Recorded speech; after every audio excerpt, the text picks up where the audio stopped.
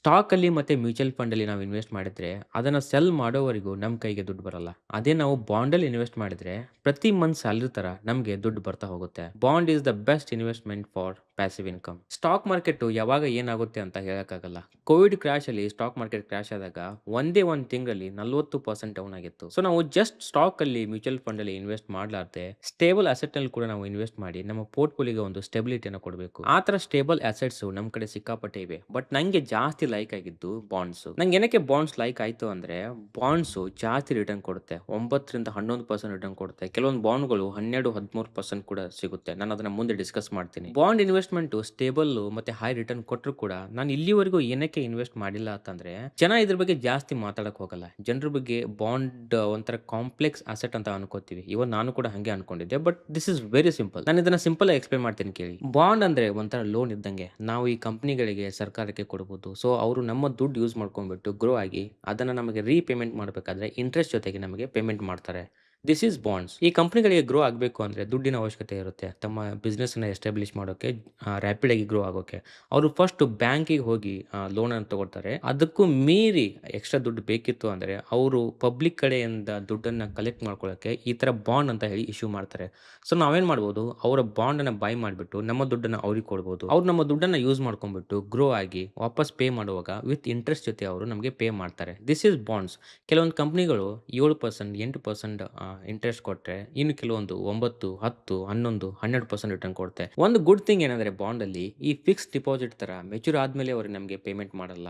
ಇವರು ಕೆಲವೊಂದು ಬಾಂಡ್‌ಗಳು ನಮಗೆ ಪ್ರತಿ ಮಂತ್ ಪೇಮೆಂಟ್ ಮಾಡ್ತಾರೆ. ಇನ್ನು ಕೆಲವೊಂದು ಕ್ವಾರ್ಟರ್ಲಿ ಮಾಡ್ತಾರೆ. ಇನ್ನು ಕೆಲವೊಂದು ಇಯರ್ಲಿ. ಇದು ಬಾಂಡ್ ಟು ಬಾಂಡ್ ಮತ್ತೆ ಕಂಪನಿ ಟು ಕಂಪನಿ ಇದು ಡಿಫರೆಂಟ್ ಆಗ್ತಾ ಹೋಗುತ್ತೆ. ಫಾರ್ ಎಕ್ಸಾಂಪಲ್ ನಮ್ಮ ಕಡೆ 1,00,000 ಇದೆ. ನಾವು ಇದನ್ನ 10% ರಿಟರ್ನ್ ಕೊಡೋ ಬಾಂಡನ್ನ ಬೈ ಮಾಡ್ತೀವಿ. ಸೊ ನಮಗೆ ಪ್ರತಿ ಮಂತು 9,166 ಬರ್ತಾ ಹೋಗುತ್ತೆ ವಿತ್ ಇಂಟ್ರೆಸ್ಟ್ ಜೊತೆಗೆ. ಪ್ರಿನ್ಸಿಪಲ್ ಅಷ್ಟೇ ಅಲ್ಲ, ಇಂಟ್ರೆಸ್ಟ್ ಕೂಡ ಆಡ್ ಮಾಡಿ ಅವರು ಪ್ರತಿ ಮಂತ್ ಪೇಮೆಂಟ್ ಮಾಡ್ತಾರೆ. ಒಂದು ವೇಳೆ ಮಂತ್ಲಿ ಫ್ರೀಕ್ವೆನ್ಸಿ ಆ ಬಾಂಡಲ್ಲಿ ಇತ್ತು ಅಂದ್ರೆ. ಪ್ರತಿ ಮಂತು ಪೇ ಮಾಡೋ ಆಪ್ಷನ್ ಎಲ್ಲ ಬಾಂಡಲ್ಲಿ ಇರಲ್ಲ. ಕೆಲವೊಂದು ಬಾಂಡಲ್ಲಿ ಅಷ್ಟೇ ಇರುತ್ತೆ. ಸೊ ನಾವು ಇನಿಷಿಯಲಿ ಇನ್ವೆಸ್ಟ್ ಮಾಡಬೇಕಾದ್ರೆ ಇದನ್ನ ನೋಡ್ಬಿಟ್ಟು ಇನ್ವೆಸ್ಟ್ ಮಾಡಬೇಕಾಗುತ್ತೆ. ಬಾಂಡ್ ಅಂದ್ರೆ ಏನು? ಇನ್ನೂ ಸಿಂಪಲ್ ಆಗಿ ಹೇಳಬೇಕು ಅಂದ್ರೆ ಈ ಥರ ಅನ್ಕೊಳ್ಳಿ. ನೀವು ನಿಮ್ಮ ಕಡೆ 1,20,000 ಇದೆ. ನೀವು ನಿಮಗೆ ಫ್ರೆಂಡ್‌ಗೆ ಕೊಡ್ತೀರಾ. ನಂಗೆ ನೀನು ಪ್ರತಿ ಮಂತು 10,000 ಕೊಡ್ತಾ ಹೋಗು ಅಂತ ಹೇಳಿ. This is bond. Very simple. But ನಿಮ್ಮ ಫ್ರೆಂಡ್ ಇಲ್ಲಿ ಯಾವುದೇ ಥರ ಇಂಟ್ರೆಸ್ಟ್ ಕೊಡಲ್ಲ. ಬಟ್ ಈ ಕಂಪನಿಗಳು ನಿಮಗೆ ಇಂಟ್ರೆಸ್ಟ್ ಕೊಡ್ತವೆ. ಬಾಂಡಲ್ಲಿ ಇನ್ವೆಸ್ಟ್ ಮಾಡಿದ್ರೆ ನಮ್ಮ ಕಡೆ 3 ಮೇನ್ ಅಡ್ವಾಂಟೇಜ್ ಇದೆ. ಫಸ್ಟ್ ಒನ್, ನಾನು ಆಲ್ರೆಡಿ ಹೇಳಿರೋ ಥರ ಇದನ್ನ ನಾವು ಮಂತ್ಲಿ ಇನ್ಕಮ್ ಥರ ಕ್ರಿಯೇಟ್ ಮಾಡ್ಕೋಬಹುದು ಬಾಂಡ್ ಮುಖಾಂತರ. ನಮ್ಮ ಕಡೆ ಸ್ವಲ್ಪ ದುಡ್ಡಿತ್ತು ಅಂದ್ರೆ ನಾವು ಒಂದು ಸರಿ ಸ್ಟಾರ್ಟಿಂಗಲ್ಲಿ ಇನ್ವೆಸ್ಟ್ ಮಾಡಿದ್ರೆ ಮುಗೀತು. ನಾವು ಇದನ್ನ ಪದೇ ಪದೇ ಚೆಕ್ ಮಾಡೋ ಅವಶ್ಯಕತೆ ಇಲ್ಲ. ಮತ್ತೆ ನಾವು ಇದನ್ನ ಸೆಲ್ ಮಾಡೋ ಅವಶ್ಯಕತೆ ಇಲ್ಲ. ಪ್ರತಿ ಮಂತ್ ನಮ್ಮ ಬ್ಯಾಂಕ್ ಅಕೌಂಟಿಗೆ ದುಡ್ಡು ಬರ್ತಾ ಹೋಗುತ್ತೆ. This is very beautiful and this is best investment for the passive income. Second one, stock ಮಾರ್ಕೆಟ್‌ನಲ್ಲಿ ಇನ್ವೆಸ್ಟ್ ಮಾಡಿದರೆ ವೊಲಟಿಲಿಟಿ ಇರುತ್ತೆ. ಅಂದರೆ ಇವತ್ತು ಕೆಳಗಡೆ ಹೋಗುತ್ತೆ, ನಾಳೆ ಮೇಲೆ ಹೋಗುತ್ತೆ, ಮತ್ತೆ ಕೆಳಗಡೆ ಬರುತ್ತೆ, ಕ್ರ್ಯಾಶ್ ಆಗುತ್ತೆ, ಬುಲ್ ರನ್ ಇರುತ್ತೆ, ಬಿಯರ್ ಮಾರ್ಕೆಟ್ ಇರುತ್ತೆ. ಬಟ್ ಬಾಂಡಲ್ಲಿ ಆ ಥರ ಯಾವುದೇ ಥರ ವೊಲಟಿಲಿಟಿ ಇರಲ್ಲ. ನಾವು ಇನ್ವೆಸ್ಟ್ ಮಾಡಬೇಕಾದ್ರೆ ಯಾವ ಇಂಟ್ರೆಸ್ಟ್ ಜೊತೆಗೆ ನಾವು ನಮ್ಮ ಬಾಂಡನ್ನ ಲಾಕ್ ಮಾಡಿರ್ತೀವಿ, ಬೈ ಮಾಡಿರ್ತೀವಿ, ಅದೇ ಇಂಟ್ರೆಸ್ಟ್ ನಮಗೆ ಕೊನೆವರೆಗೂ ಇರುತ್ತೆ. ಸೊ ಯಾವುದೇ ಥರ ಇಲ್ಲಿ ಅಪ್ಪು ಡೌನು ಆಗಲ್ಲ. ಥರ್ಡ್ ಒನ್, ನಾವು ಇದನ್ನ ಸೇಫ್ ಅಸೆಟ್ ಅಂತ ಕೂಡ ಕರಿಬಹುದು. ನಮಗೆ ದುಡ್ಡು ಬೇಕು, ಲೋನ್ ಬೇಕು ಅಂತ ಹೇಳಿ ಎಲ್ಲ ಕಂಪನಿಗಳು ಬಾಂಡನ್ನ ಇಶ್ಯೂ ಮಾಡೋಕ್ಕಾಗಲ್ಲ. ಈ ಕಂಪನಿಗಳನ್ನ, ಈ ಬಾಂಡ್‌ಗಳನ್ನ ಈ ಸೆಬಿ ಅವರು ರೆಗ್ಯುಲೇಟ್ ಮಾಡ್ತಾ ಇರ್ತಾರೆ. ಈ ಬಾಂಡಲ್ಲಿ ನಮಗೆ high risk bonds, low risk bonds ಇರುತ್ತೆ. ಅಂದ್ರೆ ಲೋ ರಿಸ್ಕ್ ಅಂದ್ರೆ ಈ ಗವರ್ನಮೆಂಟ್ ಬಾಂಡ್ಸು ಈ ಥರದಲ್ಲಿ ನಾವು ಇನ್ವೆಸ್ಟ್ ಮಾಡಿದ್ರೆ ಪೂರ್ತಿ ಸೇಫ್ ಇರುತ್ತೆ. ಬಟ್ ರಿಟರ್ನ್ ಕಡಿಮೆ ಸಿಗುತ್ತೆ. ಹೈ ರಿಸ್ಕ್ ಅಂದ್ರೆ ಇವಾಗ ರೀಸೆಂಟಾಗಿ ಕ್ರಿಯೇಟ್ ಆಗಿರುವಂಥ ಕಂಪನಿಗಳು, ಸ್ಟಾರ್ಟಪ್ ಏನು ಅಂತೀವಲ್ಲ, ಅವರಿಗೆ ನಾವು ದುಡ್ಡು ಕೊಟ್ರೆ ಸ್ವಲ್ಪ ರಿಸ್ಕ್ ಇರುತ್ತೆ. ಸೊ ನಾವು ಇನ್ವೆಸ್ಟ್ ಮಾಡಬೇಕಾದ್ರೆ ನಾವು ಜಾಸ್ತಿ ಆಸೆ ಪಡದೆ ಹೈ ರಿಟರ್ನ್‌ಗೋಸ್ಕರ ಹೈ ರಿಸ್ಕ್ ಇರೋ ಕಂಪನಿಗಳಲ್ಲಿ ಇನ್ವೆಸ್ಟ್ ಮಾಡದೆ, ಅವರ ಬಾಂಡನ್ನ ಬೈ ಮಾಡದೆ, ಸೇಫ್ ಆಗಿರುವಂಥ ಕಂಪನಿಗಳ ಬಾಂಡ್‌ನ ಅಷ್ಟೇ ಬೈ ಮಾಡಬೇಕು. ಯಾವ ಬಾಂಡ್ ಸೇಫು, ಯಾವ ಬಾಂಡ್ ಸೇಫ್ ಅಲ್ಲ, ಇದ್ರ ಬಗ್ಗೆ ನಾನು ಮತ್ತೊಂದು ವಿಡಿಯೋ ಮಾಡ್ತೀನಿ. ಬಟ್ ಇವಾಗ ನೀವು ಒಂದು ತಿಳ್ಕೊಳ್ಳಿ. Only invest in government bonds, secured bonds or corporated A rated bonds.